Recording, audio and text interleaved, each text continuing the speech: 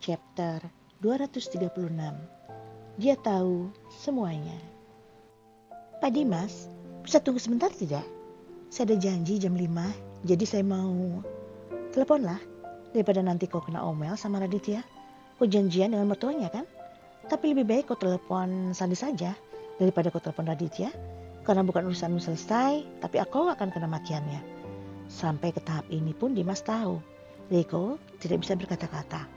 Dia hanya buka mulutnya dan tertawa tanpa suara ketika mereka baru saja masuki pagar rumah Adi Wijaya. Jangan kaget juga, aku tahu kalau kau ada janji dengan ayahnya Denada itu.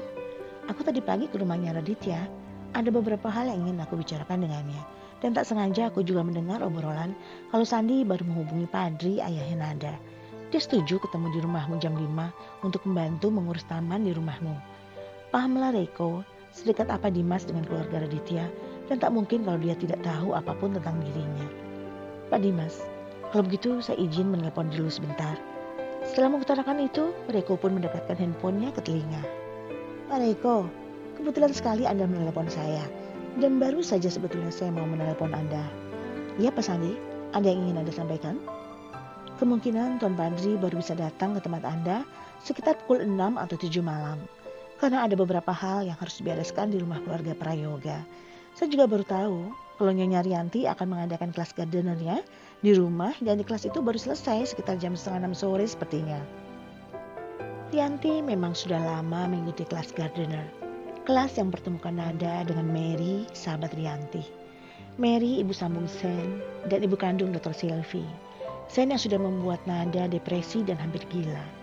Bahkan Sen yang membenci keluarganya juga hampir membuat Sylvie dan Alif mati. Kelas itu masih tetap berlangsung dan mereka selalu mengadakan pertemuan setiap bulan sekali. Inilah yang tadi sempat miss karena Rianti tidak tahu kalau Padri mau ada janji dengan orang lain. Sehingga dia tidak menginformasikan agendanya di awal dan baru minta Padri bersiap-siap sekarang kalau teman-temannya mau datang. Makanya Sandi baru bisa memberi kabar pada Riko. Kalau begitu baguslah Pak Sandi. Saya ini masih di Kudus dan kebetulan sekali saya juga bertemu dengan Pak Dimas di sini. Sekarang kami baru mau kembali ke Jakarta. Dan tadi saya menghubungi karena saya khawatir saya sampainya terlambat. Wah, kalau begitu syukurlah. Hati-hati di jalan Pak Riko dan salam untuk Tuan Dimas. Itulah Sandi. Dia tidak ingin tahu juga apa urusan Dimas di Kudus dan memang bukan orang yang kurang kerjaan harus mengurusi gosip. Riko mulai mengerti mereka sekarang lebih jauh. Baik, terima kasih. Tak berapa lama telepon itu pun ditutup. Inilah yang membuat Riko agak sedikit lama mengeluarkan mobilnya. Sepertinya keberuntungan kembali lagi kepadamu ya. Sebuah pertanyaan yang membuat Riko tentu saja menengok orang di sisinya dan mengangguk pelan. Tapi boleh aku ingatkan sesuatu padamu? Apa itu Pak Dimas? Tidak selamanya keberuntungan itu akan selalu datang padamu. Kadang-kadang kita tidak tahu kapan hari naas kita dan kapan kesialan kita akan datang. Dimas mengakhiri ucapannya dengan senyum sebelum melepaskan pandangannya tak lagi menatap Riko. Mobil itu yang mau kita pakai?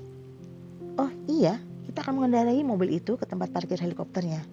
Ayo, tak perlu buang waktu. Dimas sepertinya tidak butuh jawaban apapun dari kata-kata yang baru saja terlontar dari bibirnya di awal.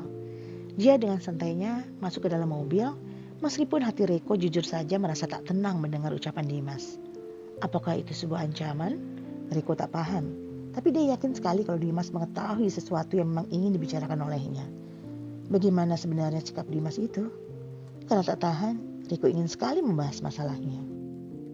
Pak Dimas, Riko baru mau mulai. Tapi tenang saja, aku ini bukan orang yang suka ikut campur dengan urusan orang lain.